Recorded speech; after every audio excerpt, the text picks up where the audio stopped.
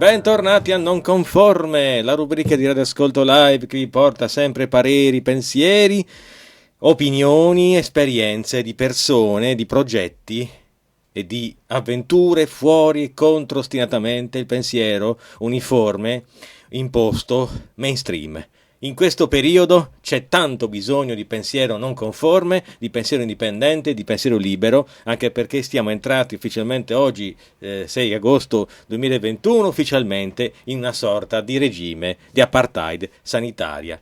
Lugubri ricordi di un passato che volevamo dimenticare tornano a tormentarci, ma noi dobbiamo comunque continuare così e continuare a pensare, a parlare civilmente, a opporci fermamente e coraggiosamente a qualsiasi tentativo di messa in discussione delle libertà fondamentali delle persone e delle libertà di pensiero, senza dubbio. Oggi abbiamo un ospite che ci parlerà proprio di questo, di mente, libertà, psiche, di comportamento, ed è una professionista che abbiamo avuto modo di apprezzare durante l'ultima manifestazione di piazza in piazza Garibaldi il 31 di luglio, che il suo intervento potente, interessante, profondo, ci ha dato veramente molto da pensare, ci ha dato veramente una grande carica di energia, a mio avviso mi ha dato una grande carica di energia. Stiamo parlando della dottoressa Laura Deledda, psicoterapeuta, che è intervenuta, diciamo così, lì durante la manifestazione, e oggi nostra ospite a distanza, e quindi andiamo a interpellarla perché veramente vale la pena oggi parlare con questa persona. Benvenuta la dottoressa Laura Deledda, bellissima, appassionatissima, professionalissima, una persona di un'energia e di un carisma incredibili, che ci ha dato prova veramente di una grande passione non solo professionale ma anche civile, e questa è una gran cosa che ci piace, e a noi di Non Conforme piace tantissimo. Benvenuta quindi a Non Conforme. Allora, io devo sempre cominciare a parlare comunque con le persone cercando di capire anche da dove vengono, che anima hanno, che cosa hanno fatto di bello per arrivare a questo punto di maturazione. Quindi a questo punto parlaci di te, per favore. Va bene, allora grazie innanzitutto per avermi invitata, davvero, sono veramente felicissima, oltre che tutti gli issimi che hai elencato. Il mio percorso è un percorso fondamentalmente abbastanza normale.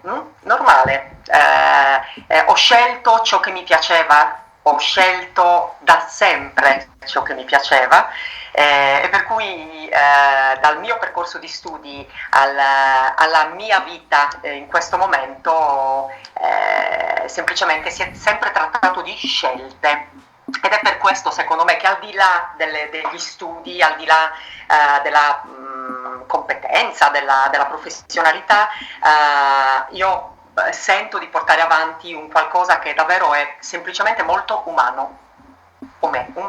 Sì. Niente di più, quindi il mio percorso è quello di un essere umano, e questo voglio trasmettere sia nel mio piccolo, nel mio studio, con le persone che incontro ogni volta, che non chiamo mai pazienti, mai, sono persone che incontro,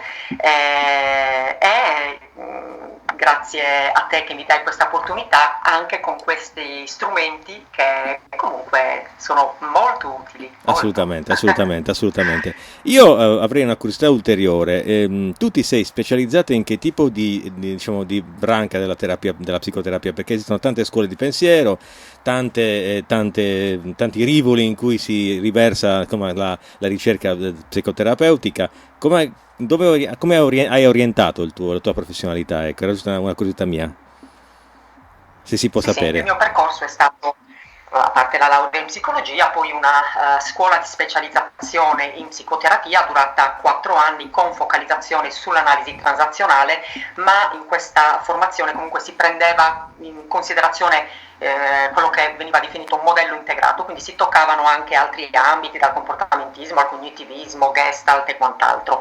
Però se fossi rimasta a quel punto, non avrei scoperto altre realtà dell'animo umano, per cui ho approfondito, a partire da esperienze anche molto dolorose, altri ambiti, per cui la mia formazione spazia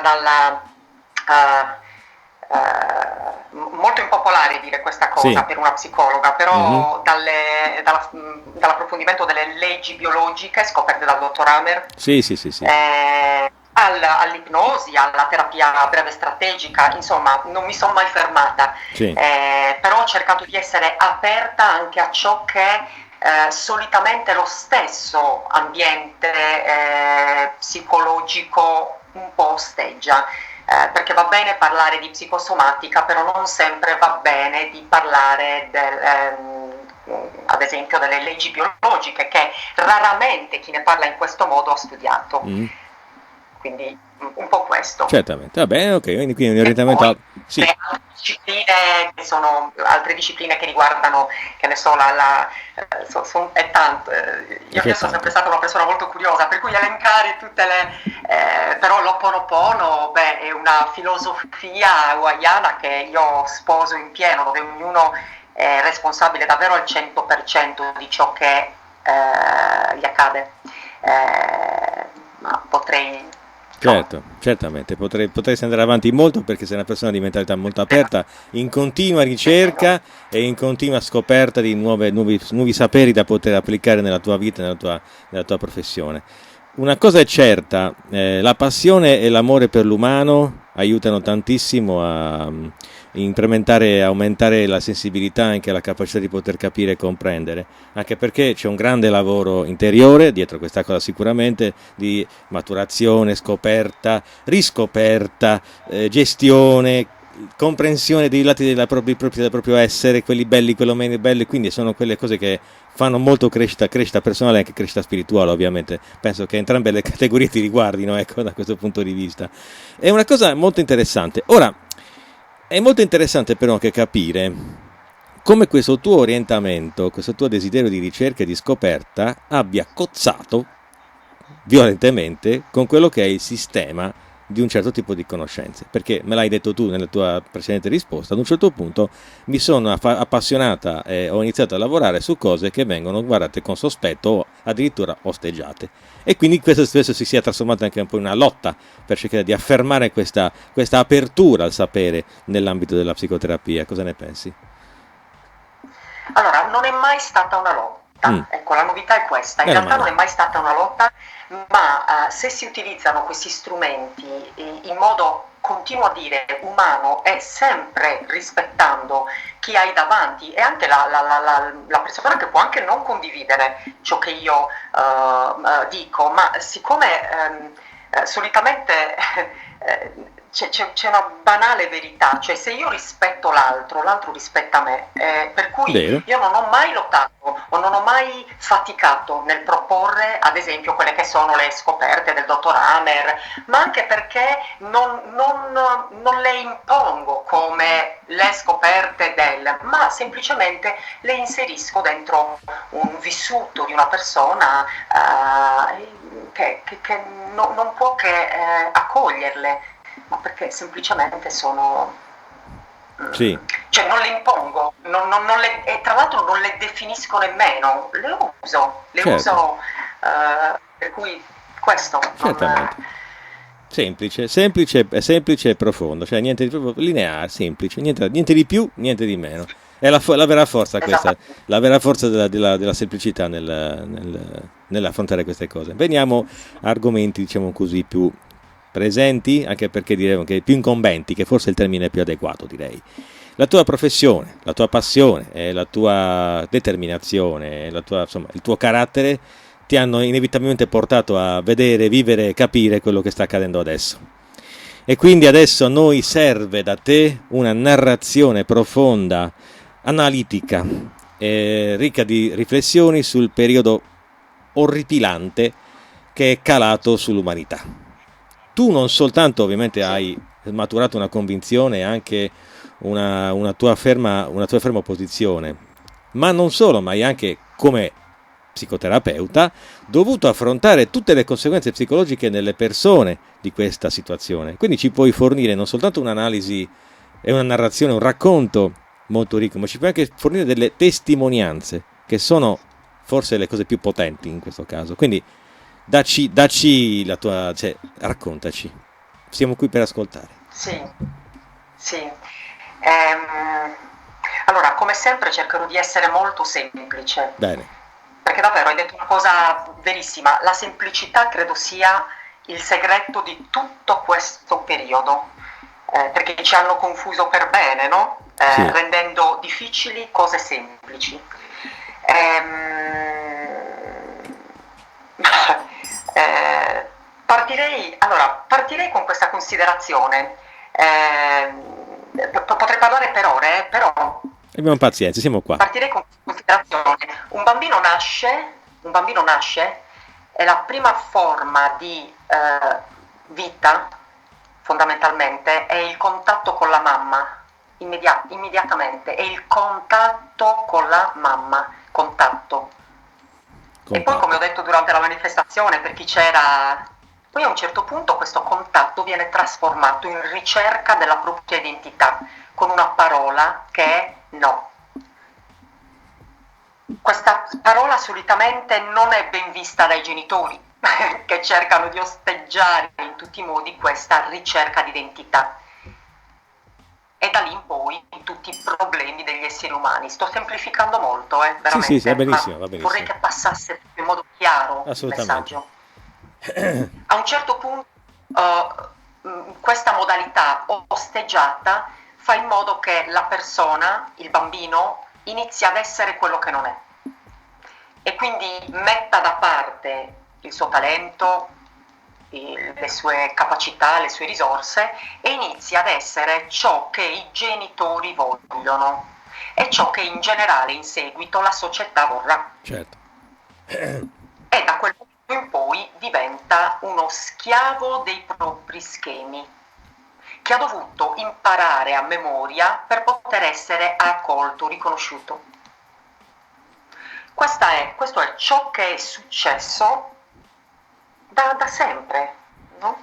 E chi ha prodotto, chi ha creato questo mondo nuovo all'Huxley, lo sa bene.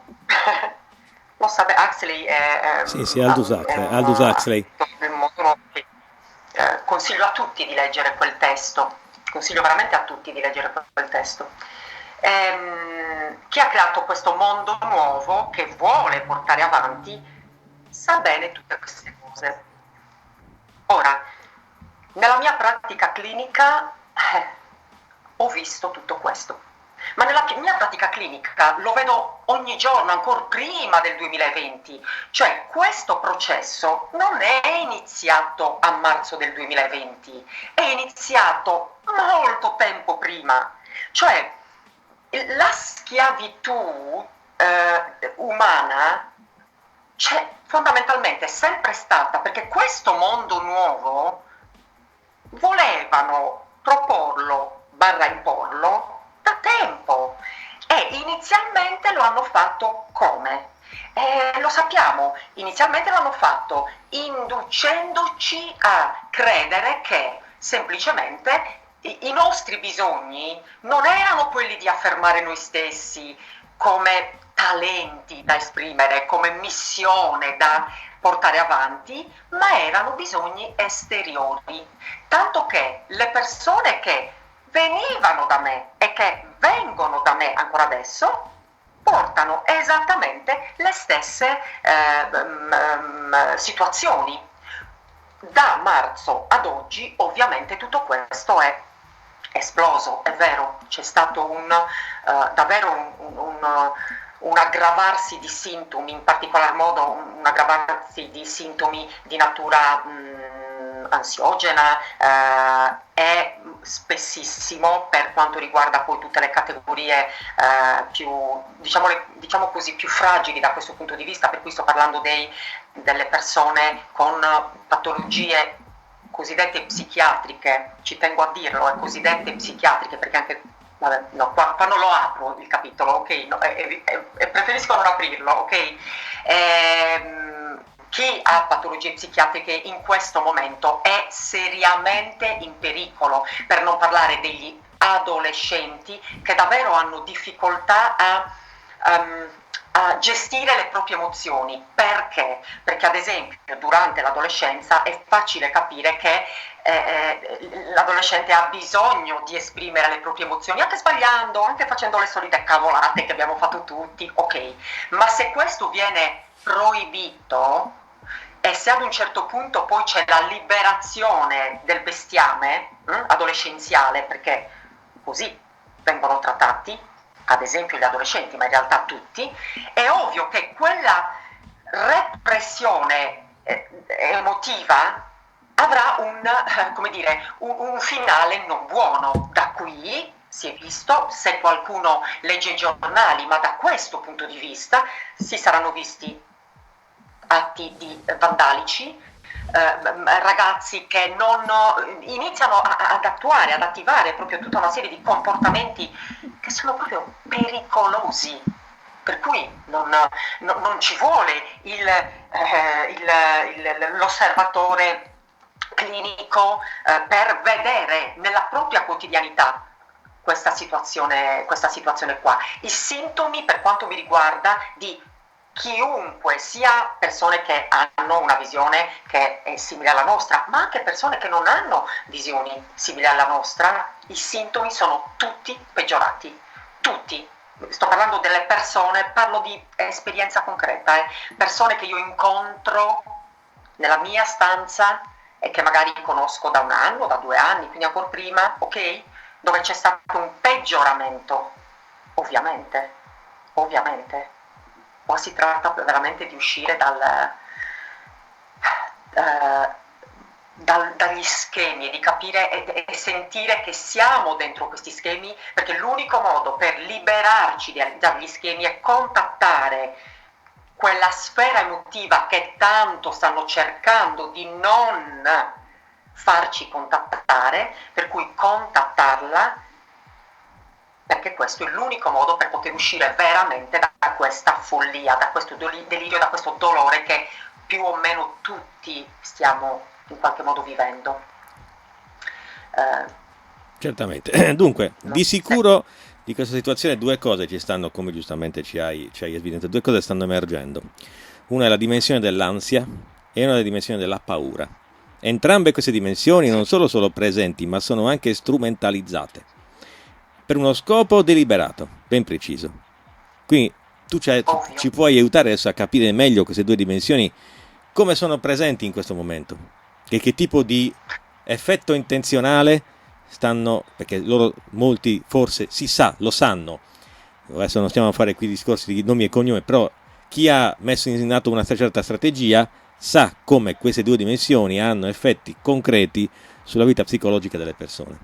Ci puoi aiutare a capire? Sì. Certo, allora sanno tutto, allora faccio una premessa. Certo. Questo momento è stato costruito nel tempo proprio attraverso delle manovre psicologiche, cioè tutta la psicologia è stata utilizzata per creare ciò che stiamo vedendo ora, ok? Cioè per creare un uomo non umano. Chi ha letto ad esempio qualcosa di Enzo Pennetta, insomma qualcosina, qualche idea se l'è fatta, per cui tutti gli esperimenti, ma che ne so, in cui si mettevano dentro uno spazio, 2 gruppi, adesso mi sfugge forse gli esperimenti di Asch, non mi ricordo adesso, comunque, in cui si mettevano 2 gruppi dentro uno spazio dove un gruppo erano i carcerati e gli altri erano quelli che dovevano, i poliziotti. Okay. L'esperimento di Philip Zimbardo. Philip Zimbardo. Sì, ok, perfetto, ok. Bravo. No, non fa niente, è molto famoso. Insomma, quelli erano tutti.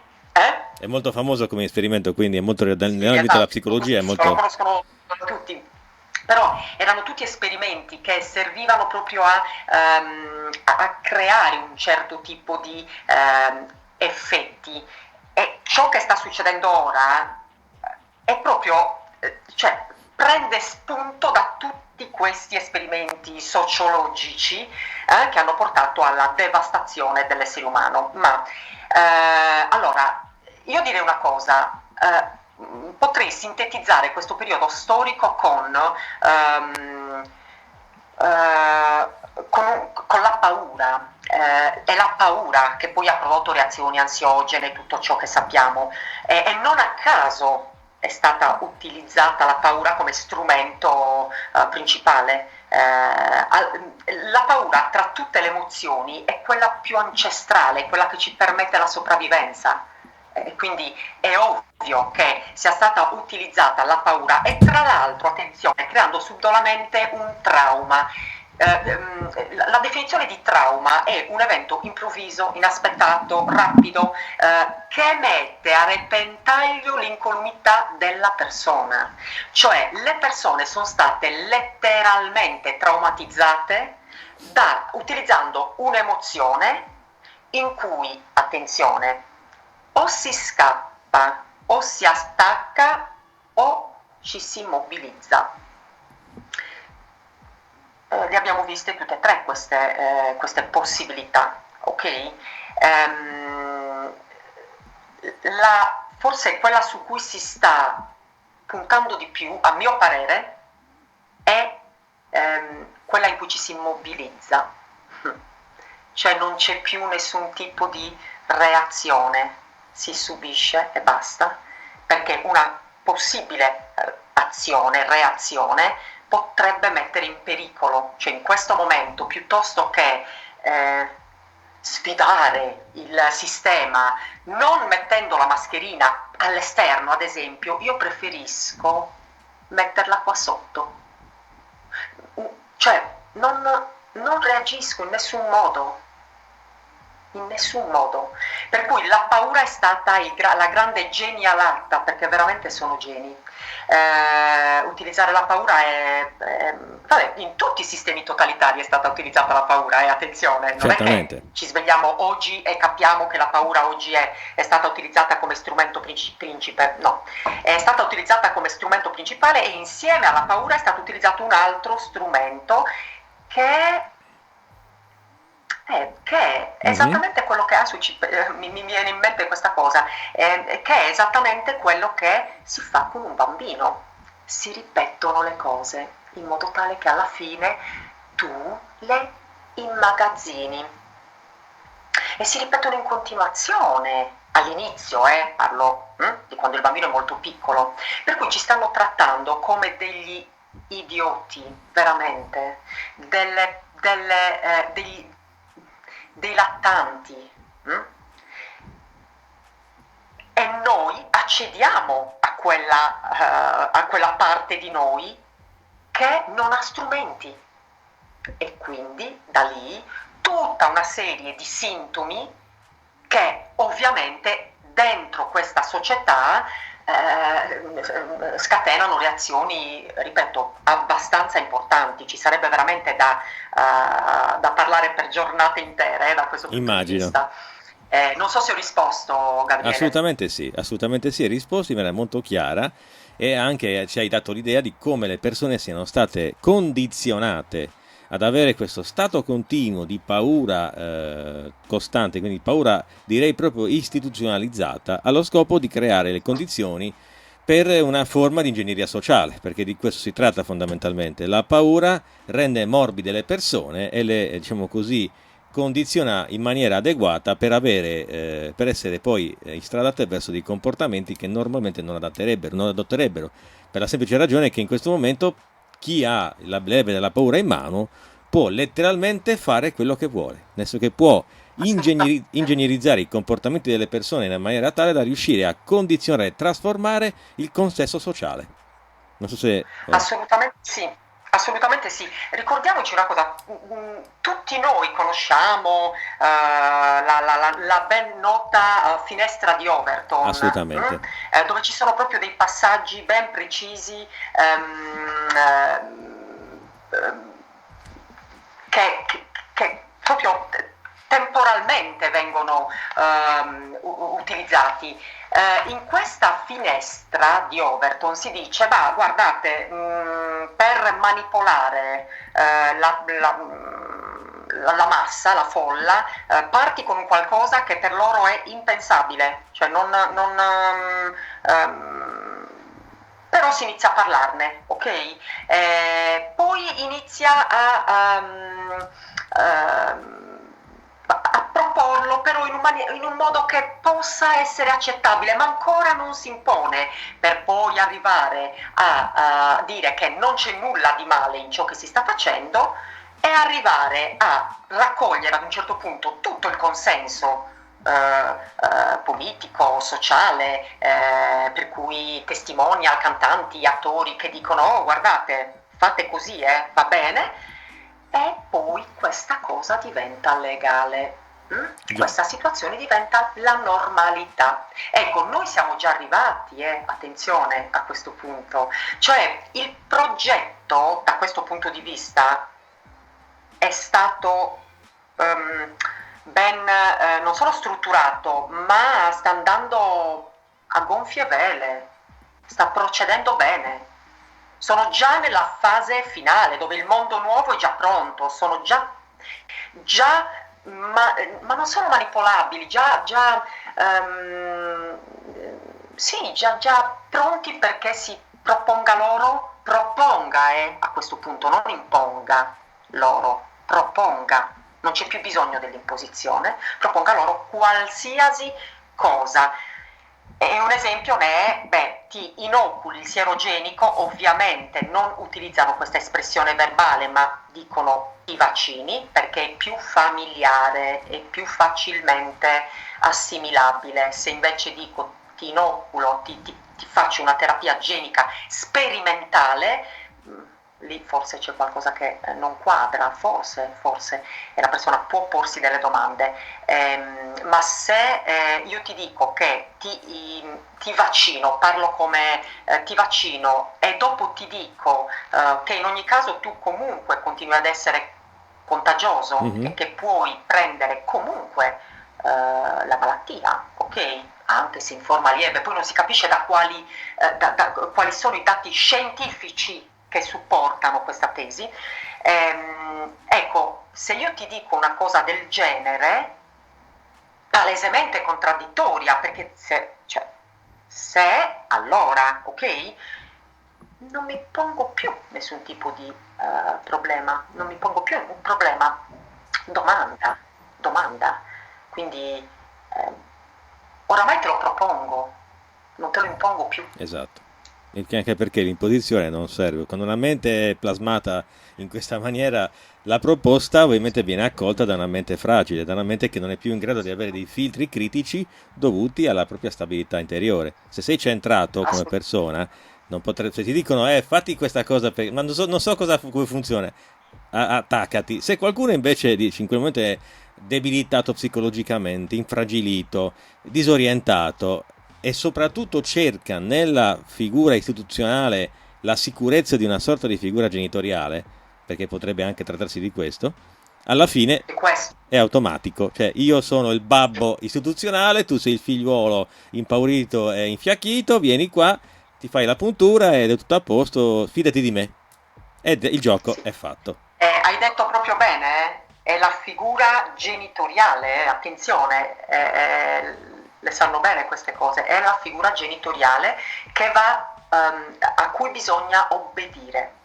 Esatto. E non si discute perché per qualsiasi bambino ciò che dice il genitore è legge. E così siamo stati bambini tutti, i nostri genitori erano degli dei per un certo periodo. Quindi assolutamente. Ci stanno trattando proprio come dei bambini. Se dovessi dare un'età, direi bambini, 4-5 anni. Certo, assolutamente. Sì, abbiamo questa nostra parte questa nostra parte di personalità è stata letteralmente schiavizzata, perché la regressione dovuta alla destabilizzazione delle persone nella situazione in cui erano di presunta normalità, in cui poi tutta la presunta normalità viene distrutta, destrutturata, le persone ovviamente cosa fanno? Regrediscono da quel punto di vista, e lì il gioco è facilissimo. Quindi alla fine siamo arrivati a questo. Bene, allora, io però adesso voglio abbiamo fatto la pars destruens, andiamo alla pars construens. Adesso dobbiamo capire come resistere, però, perché adesso siamo arrivati qui. Oggi, da oggi in Italia abbiamo ufficialmente le leggi razziali biologiche 2.0, perché in questo momento noi abbiamo l'obbligo di utilizzare una stupidissimo Q-code per entrare in un ristorante o per entrare in un locale particolare o per andare al cinema o eccetera eccetera. Quindi siamo arrivati a un punto tale che dobbiamo capire adesso esattamente che fare per resistere. È vero che tu hai un punto di vista molto particolare, perché nel tuo intervento poi lo dirai anche a noi di Radio Ascolto Live. Intanto però è comunque interessante capire che il termine da non usare più, da buttare nel gabinetto, è resilienza. Una parolaccia che ci ha accompagnato per gli ultimi anni di questo periodo, ok? Una parolaccia che ha fatto passare senza grossi problemi elementi di questo sistema, condotte e scelte politiche determinate dalla più assoluta autorità o autoritarismo, insomma, o vogliamo chiamarlo oppressione, quello che vuoi. E quindi giustificando tutto quanto col fatto che comunque sia bisogna avere resilienza. Scusate il termine poco corretto in presenza di una signora. Resilienza, a mio modesto avviso, significa metterla nel popò a qualcuno senza che esso si lamenti. Fondamentalmente. Oggi sì, Esatto. dire questo, Prego. dovremmo iniziare a cambiare un po' le definizioni, perché resilienza è la capacità di trasformare una situazione forte, dolorosa in risorsa, no? E quindi utilizzarla per evolvere. Oggi resilienza è utilizzata come abitudine, cioè i bambini sono stati bravi. I bambini sono stati bravi perché tengono la mascherina, sono veramente resilienti. Se questa è resilienza, veramente siamo al delirio più totale. Sì. Siamo al delirio più totale, perché un bambino non può abituarsi a tenere la mascherina. Un bambino deve poter interagire con gli altri bambini guardando lo sguardo, il sorriso, l'espressione facciale dell'altro bambino, perché così impara ad empatizzare, così impara a mettersi nei panni degli altri, ad essere realmente altruista, impara anche a riconoscere in sé le proprie emozioni e a poterle esprimere, ok? Così come la distanza non serve al bambino, perché il bambino non si può per natura abituare al distanziamento, non si può abituare per natura, perché il bambino, come ho detto prima, nasce con il contatto, e se un bambino, e qua ci sono fior di studi davvero che potrei elencare, allora se un bambino viene deprivato di quel contatto, muore, letteralmente muore. Attenzione, non muore emotivamente, intero, muore, ok? Quindi vorrei che fosse chiaro. Scusami, Laura. Vorrei che fosse chiara questa cosa, perché stiamo parlando di bambini, stiamo parlando della nostra progenie e stiamo parlando di un danno letale nei loro confronti, non di di un trauma, un danno letale, ok? Quindi spero che ci sono sicuramente genitori in ascolto, sicuramente questi genitori sanno dove muoversi, come muoversi, perché in effetti il pubblico di non conforme credo che sia questo. Però in generale, voi che ascoltate e che siete sicuramente persuasi di questo, parlate con i vostri amici o conoscenti genitori che magari hanno un altro tipo di punto di vista e fateglielo presente. Questo è un danno letale. Prego, ti ho interrotto, scusami. Questa Gabriele, è la natura umana, attenzione, è che qua si sta creando una natura disumana, e questo è il punto. A proposito di, come dire, strategie per stare in questo periodo, attenzione, non contrapporsi a questo momento, attenzione, perché qui c'è il grande errore. in questo momento bisogna ritornare ad essere umani, ma semplicemente osservando la natura, ma banalmente chi ha dei cani a casa, ok, faccio un esempio proprio banale, chi ha dei cani a casa sa bene che nel momento in cui il cane femmina, la cagnetta, partorisce e un cucciolo non viene allattato e viene portato subito via, quindi non ha il contatto con la mamma e muore, tanto che chi vuole il classico cagnolino lo prende quando dopo 3 mesi, 4 mesi, dopo che ha stabilito quel contatto con la mamma. Ora si sta togliendo questa possibilità, cioè in un momento in cui il bambino deve, quindi prendiamo ad esempio le elementari, ma anche gli adolescenti, lì si potrebbe fare tutto un ragionamento simile, cioè nel momento in cui ci sono dei passaggi evolutivi, dove il contatto è necessario, è un bisogno naturale del bambino e questo viene negato, magari non si parla di un effetto nel breve periodo, ma l'effetto ci sarà. Cioè, quando dico letale, non scherzo, perché si sta parlando di bisogni naturali. Adesso lasciamo da parte tutto il discorso della terapia genica sperimentale, perché qua potrei dire che non so, dato che è sperimentale, ma lo dicono proprio anche i fogliettini illustrativi, non si conoscono i dati sugli effetti a lungo termine, quindi parliamoci chiaro, cioè parliamone, Sì. Però insomma. Già, Qua, sì, parlare qua, discutere no? in prova in maniera equa e in No, no, maniera... no, no. Ma non se ne può parlare perché è un farmaco sperimentale. Già, esatto.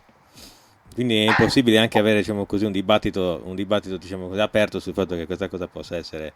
non abbiamo dati, quindi non potendo avere dati non possiamo stabilire nulla. Lasciaci la E questo discussione, sì. dovrebbe far riflettere. Eh sì, E molto questo dovrebbe riflettere. far riflettere, attenzione. Assolutamente, assolutamente. Ci teniamo a dire che comunque la dottoressa qui presente non è una di quelle fissate con i complotti, i complottari, è una professionista, ha il suo lavoro, la sua attività, è assolutamente, diciamo così, integrata, tra virgolette, nel sistema, quindi sono soltanto riflessioni ovvie che una persona che usa un po' di buonsenso, un po' di senso critico può fare. Non c'è bisogno di buttarsi nel complottismo a tutto tondo, e sono solo domande. Fare domande non ha mai fatto male a nessuno. Nascondere le risposte? Spesso sì. Scusami, ti ho interrotto. Sì. Sì, allora io ci tengo a dire che tutte queste etichette, che non ripeterò, per cui sono etichette che servono ovviamente per separare, ma c'è una banalissima tecnica in psicologia che è quella del o, cioè che si utilizza anche con i bambini, tra l'altro, quando non si vogliono vestire la mattina, ok? Si utilizza questa tecnica, ma allora vuoi mettere questo pantaloncino oppure questo? Cioè per non stare lì in realtà io come ti dico, ti ingabbio dentro sì, è una gabbia in realtà, ok? Ecco, hanno fatto la stessa cosa anche con noi. Se tu pensi in modo diverso sei un Novax, sei un complottista, sei un tutoista, ista, ok? E quindi è una banalissima tecnica che se solo si potesse, se solo avessimo gli occhi per vedere, sì, è facile da Assolutamente riconoscere. sì, assolutamente sì. Quindi la tua strategia, quella strategia che comunque tu diciamo così proponi, non è una contrapposizione diciamo così tipo muro contro muro, ma una, come si può dire, il termine adattamento è brutto perché in effetti non dobbiamo adattarci, dobbiamo No? gestire la situazione per oltrepassare la situazione in qualche modo da un punto di vista psicologico e quindi sviluppare, spero di aver inteso bene i tuoi ragionamenti, sviluppare questa nostra, come si può dire, capacità di resistenza interiore che ci consente di vivere come dovremmo vivere, liberi. Quindi la libertà, l'esercizio di libertà è anzitutto interiore e poi quando ho preso consapevolezza della mia libertà, io vengo verso di te da persona libera. Poi se tu non lo vuoi essere, cavoli tuoi, ma io lo sono. Però penso di avere Esatto. Assolutamente, perfetto. Grazie. La libertà è la vera libertà, è quella interiore. Faccio un esempio banalissimo. Se io faccio dipendere la mia libertà da ciò che accade all'esterno, non sono una persona libera. Se io faccio dipendere la mia libertà da un viaggio o da un ristorante o da una palestra, io non sono una persona libera, semplicemente perché per un semplice fatto, siccome a settembre-ottobre, ma molto probabilmente, non è detto, non lo sappiamo, non abbiamo la sfera di cristallo, però probabilmente settembre-ottobre ci saranno molte palestre chiuse. E cosa facciamo? Cioè, purtroppo lo dico a malincuore, però ahimè, se si continua a inginocchiarsi, un po' prendendo spunto dall'ambiente calcistico, a inginocchiarsi come facevano i servi, quello è un atto simbolico molto potente, lo fanno tra l'altro i calciatori, quindi passa che è una bellezza, passa a livello proprio ipnotico, Sì, sì, sì, cioè così. assolutamente, assolutamente. Quindi se noi continueremo a inginocchiarci in questo modo, è ovvio che ci saranno chiusure, è ovvio che cioè, è proprio qualcosa di così scontato.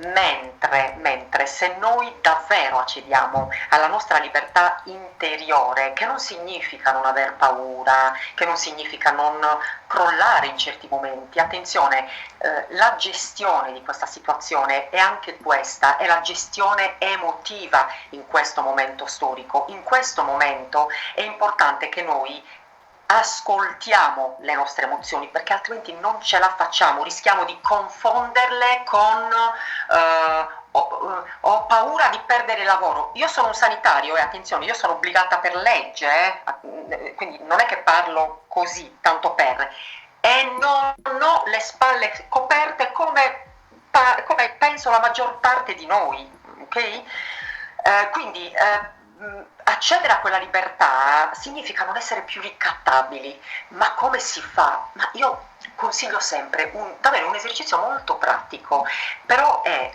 un sentire quell'emozione, di qualunque emozione si parli, paura, tristezza, rabbia, gioia, ok? E ascoltare che cosa ha da dirmi quell'emozione. Faccio un esempio. Laura, se non fai la terapia genica sperimentale, tu perdi il lavoro. E siccome io sto aspettando la PEC o la raccomandata, non so quando arriverà. Ci stanno tenendo tra l'altro anche in questa situazione qua, no? L'attesa. Non te lo diciamo quando ti arriverà, aspetta. Intanto sei obbligata per legge, ok? Io ho paura di che cosa? Beh, ho paura di perdere il lavoro. Ragazzi cari, c'è poco da fare, ho paura, ok? Che cos'è questa paura? È la paura di non riuscire a, a- a vivere. Ma a vivere come? E allora dico, aspetta, però a vivere, cioè nel senso che non mi posso fare il viaggio che facevo ogni anno, nel senso che non posso più andare a mangiare la pizza con gli amici perché tutti... È questo ciò che di cui veramente ho paura, perché certe volte le risposte sono proprio queste, cioè alla fine ho paura di non potermi comprare più, ma che ne so io, la macchina che cambiavo ogni 5 anni. Sono queste? Aspetta, ma è davvero così importante? Allora, a quel punto, solitamente, succede una cosa meravigliosa, cioè si accede al meraviglioso mondo delle possibilità, che sono infinite. E allora, pum, come per magia incontro quella persona che mi dice, ma sai che io vengo da te comunque, ma perché non facciamo questa cosa insieme? Accadono delle cose, accadono delle cose, inizio ad attrarre nella mia vita qualcosa di inaspettato, ma solo se davvero io sto con quell'emozione. Attenzione, non è un esercizio che si fa perché funziona, lo faccio così funziona, quindi con delle aspettative. No, Perché tra l'altro questo è un altro aspetto a cui ci hanno abituato, le aspettative. Faccio così perché così ottengo questo risultato. Ok, il mondo dei risultati, il mondo delle performance, che tristezza, ok? Senza mai soffermarci su ciò che davvero sentiamo in quel momento e su ciò che poi alla fine è realmente il significato di quella emozione, che poi ci porta su strade che noi non conoscevamo, non le conoscevamo. C'è un passaggio nel testo di Huxley in cui si parla non so se io ne parlo, magari incuriosisco un po' le persone che andranno a leggerselo.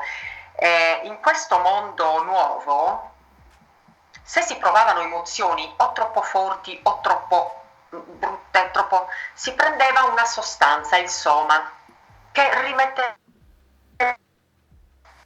a posto e quindi si ritornava a vivere come sempre, nella gioia, ok, però il punto è che questo modo non permette il contatto con la propria, parliamone di anima, con la propria anima, perché sembra vietata questa parola, perché se usi questa parola sei uno spiritual chic troppo. Io sono una persona molto concreta, mi dispiace, quindi non possono dirmi questo, assolutamente. Lavoro con le persone e lavoro anche con persone che hanno visioni totalmente diverse dalle mie. E credetemi, le rispetto. Benissimo. Le rispetto. Bello, bello perché arricchisce il rispetto e la condivisione di pareri diversi, arricchisce sempre comunque. Discussioni tra pareri diversi sono feconde, come le unioni tra persone molto diverse. Chi ha detto che le persone per stare bene insieme devono somigliarsi? A volte le persone possono essere diversissime, ma se la differenza può essere feconda, creativa, provare, creare nuove cose, far nascere nuovi bambini, per capirci, ok? Perché no? È un discorso. Adesso arriva al ragionamento, perché il discorso dell'omologazione, dell'essere tra il simile col simile, rischia però di essere sterile. Due persone o due categorie che si somigliano molto rischiano magari per stare insieme di non creare nulla di fecondo. E questo è il discorso che si sta creando anche adesso con le categorie che sono create. Si è inoculati, non inoculati, quelli cosiddetti Novax, Sivax, eccetera, eccetera. Categorie diverse che non si incontrano per discutere e far nascere i punti di vista, ma vengono condizionate ad essere opposte le une alle altre. Divide et impera. Prego, ho agganciato la tua riflessione per. Sì. Sì, non so se sono stato pertinente, ecco. Sono stato pertinente? Assolutamente, Perfetto. assolutamente. Allora, sì, questa contrapposizione non solo non serve, ma indebolisce chi pensa diversamente, mentre rinforza chi fa parte della massa. Per cui in questo momento davvero bisogna avere grande centratura, perché non è facile per nessuno, ma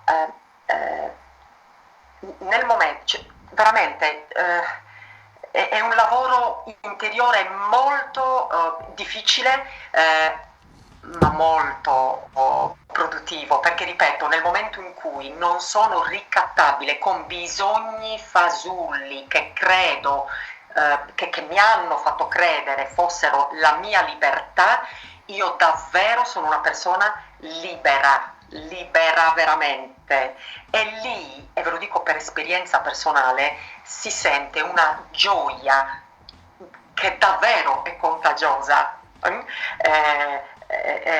Però aggiungo questa cosa che magari può essere slegata, è troppo importante perché si contagi questa gioia e questa serenità, per quanto vi assicuro io crollo come voi, cioè in questo momento è bene crollare, anzi è bene crollare perché contatto quella parte, la ascolto e poi ne esco. Punto, sono un essere umano. Ma in questo momento è troppo importante incontrarsi, è troppo importante quel contatto che, continuo a dire, ci fa veramente esseri umani, Certo, e ci fa contattare quella che è la nostra reale natura, la nostra autentica natura. Incontriamoci, va bene, io e te, Gabriele, in questo momento ci stiamo incontrando su Skype, ma guarda, la prossima volta, se mai ci sarà un invito, io vengo a Cagliari, ci sicuro sarà 100%. sicuramente, sarà Ok, sicuramente perché è un quindi piacere. assolutamente bisogna incontrarsi, e questi strumenti si usano laddove ci sono delle, come dire, delle situazioni che non permettono l'incontro, e Certamente. si usano, e Sì. va benissimo, ma incontriamoci, andiamo incontriamoci nelle case, incontriamoci nelle piazze, incontriamoci, perché questo crea energia che ricarica, è cioè benzina, ok? Per noi. È una E forza quindi, positiva. È una forza ok, positiva che sì. dico sempre, mi raccomando, nel momento in cui c'è un parere contrario, non sprechiamo, soprattutto in questo momento, le nostre energie a cercare di convincere l'altro. L'altro ha il sacrosanto diritto di pensare e sentire come meglio crede, per quanto noi non siamo d'accordo. Va bene? L'importante, continuo a dire, è avere occhi per vedere ciò che realmente sta accadendo, e questa non è una mia opinione, ma è ciò che sta accadendo, ok? Non è un'opinione. E andiamo avanti a fare ciò che ci hanno insegnato sin da quando eravamo piccoli, e cioè essere noi stessi. Ce l'hanno insegnato quando eravamo piccolini, piccolini, poi ce lo siamo dimenticati. Esatto, sono d'accordissimo. Infatti, stare insieme, incontrarsi, generare Sì, quella grande forza positiva, energia che in questo momento è luce ed è la migliore arma che abbiamo in questo momento. Cioè, lo stare sì, insieme, il fare fronte, il fare gruppo, il capirsi, il discutere, cioè anche animatamente, anche avere punti di vista differenti, creare quell'energia bella, energia di comunità.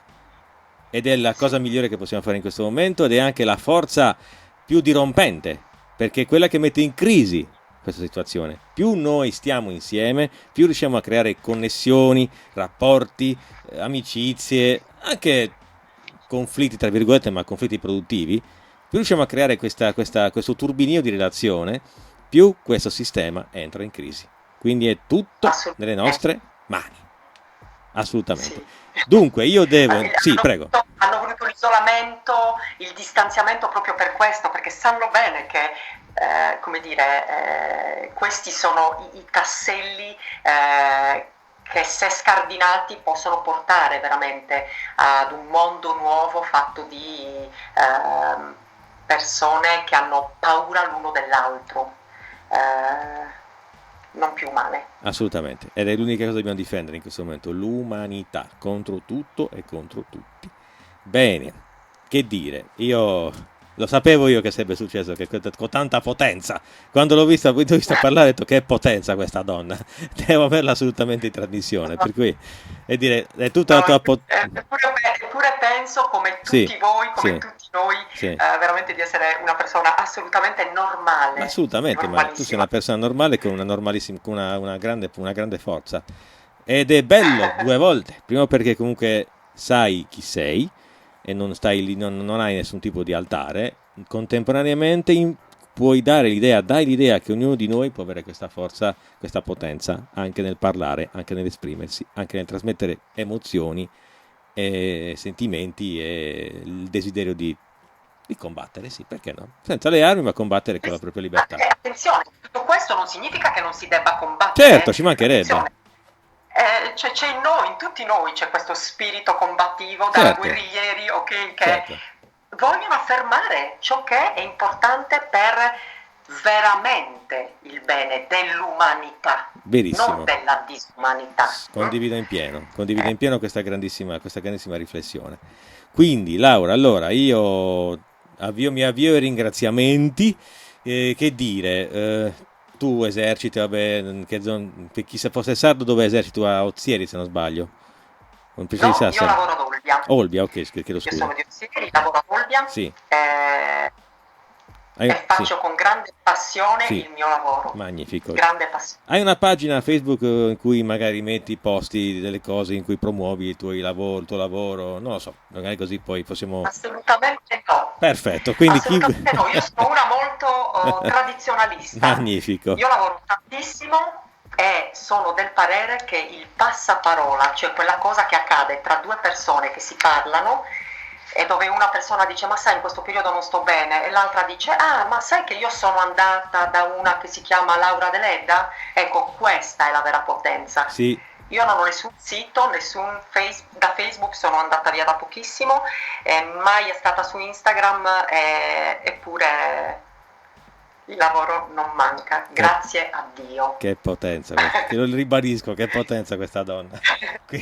Vorrei perché volevo fare pubblicità, capito? Perché sarebbe giusto, però vabbè, nel caso se il passaparola funziona, a questo punto se avete bisogno rivolgetevi a Non Conforme, Radio Ascolto Live, cercheremo di mettermi in comunicazione con la dottoressa Deledda. Laura, io ti devo ringraziare mille volte per questa splendida tua conversazione, questo splendido tuo intervento, queste riflessioni incredibili e estremamente forti, come forte sei tu, assolutamente.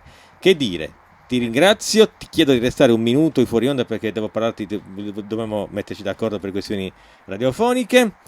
E nel frattempo che saluti i nostri ascoltatori, ricordo che Radio Ascolto Live è presente su Spreaker con la nostra piattaforma, i podcast sempre in aggiornamento, i nostri canali gemelli, YouTube, Rumble. YouTube ha perso un po' di iscritti, tornate perché le cose stanno facendo interessanti, mi raccomando. Rumble, che è il nostro canale diciamo di emergenza che continua a essere aggiornato, e poi c'è la nostra pagina Facebook con tutti quanti i collegamenti sempre in aggiornamento. Quindi ringrazio la dottoressa Laura Deledda, potentissima con noi oggi. Questa era Non Conforme, continuate a seguirci, arriveranno altri ospiti molto interessanti, vedrete, ne vedremo delle belle e comunque continuiamo a essere liberi senza dubbio, a combattere sicuramente e a provare le emozioni senza meno. Detto questo, alla prossima puntata. Non Conforme vi saluta, Gabriele vi saluta, ciao a tutti.